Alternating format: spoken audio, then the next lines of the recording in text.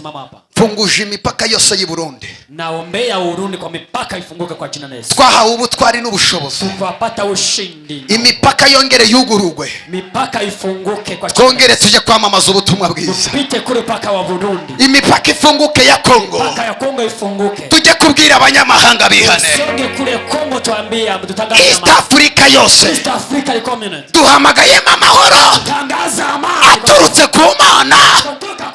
Kugira ngo ubwami bw'Imana bwamamare. Mu baturanyi bawe. Duhamagaye amahoro. Kugira ngo abantu bakizwe. Abantu baokoke. Siku ya leo turahamagara amahoro muri East Africa. Turahamagara amahoro mu gihugu cy'u Burundi. Turahamagara amahoro mu gihugu cy'abaturanyi cya Kongo. Turahamagara amahoro mu gihugu cya Uganda. Amahoro naze mu izina rya Yesu.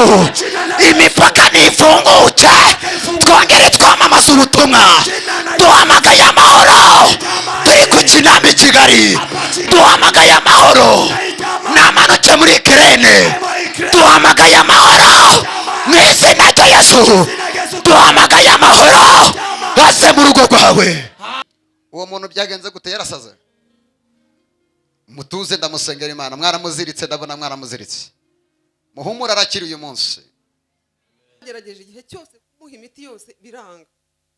Bakoresha imiti yose barahindagura ibintu biranga, bakabona birarushaho kuko noneho kumera nabi. Uyu mwanya yicaye aha. Huyu muda naikara hapa. Umwana agiye kumutahana ari muzima. Utaenda iko muzima kabisa kabisa kabisa kabisa. Tuzamura icyubahiro cy'Imana. Ngiye kwinjira mu mwanya wo gusenga. Imana irambwiye ngo Mungu ananiambia hivi. Ubwo uraburi koga kuri ayo mazi. Kama uri kunaoga ayo maji. Uze kwibanda kuri ribere. Safisha hii nani? Kanseri yariri mu ibere. Kansa ya nani? Uyu munsi irarangiye niko Imana ivuganye nanjye. Bega twongere dutere haleluya. Ukupfukamiye Imana. Imana igukuyeho iyi kanseri. Ubuzima bwawe Imana igiye kubuhindura. Igihe wababariye kirahagije. Uwiteka gukorera igitangaza. Shetelebosiyama. Mumurekeraho.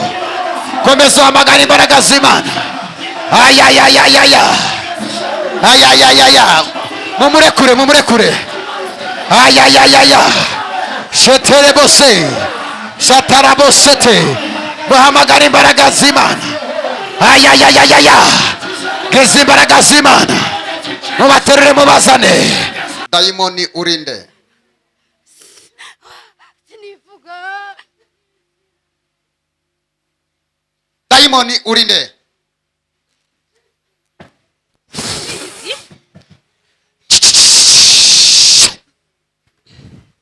Baranumye. Dekura urinde wowe dayimoni. Baranumye.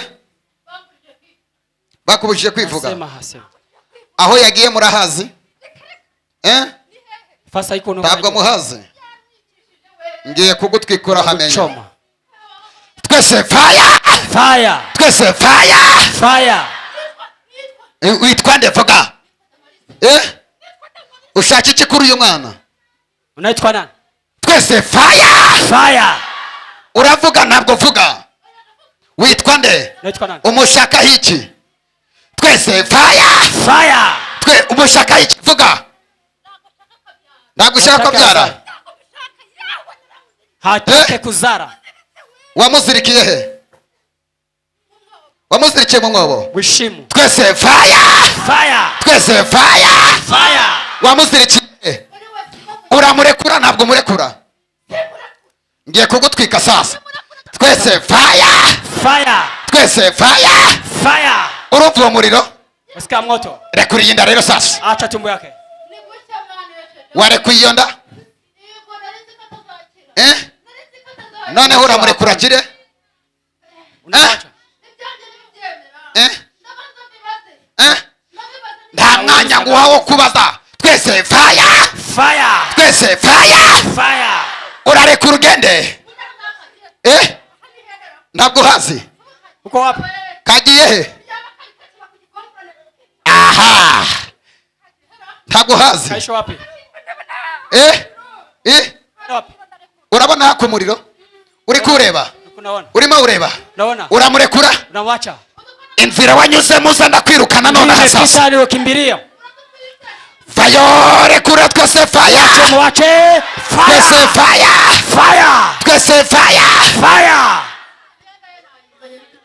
wari waratwaye iki Zake azileta.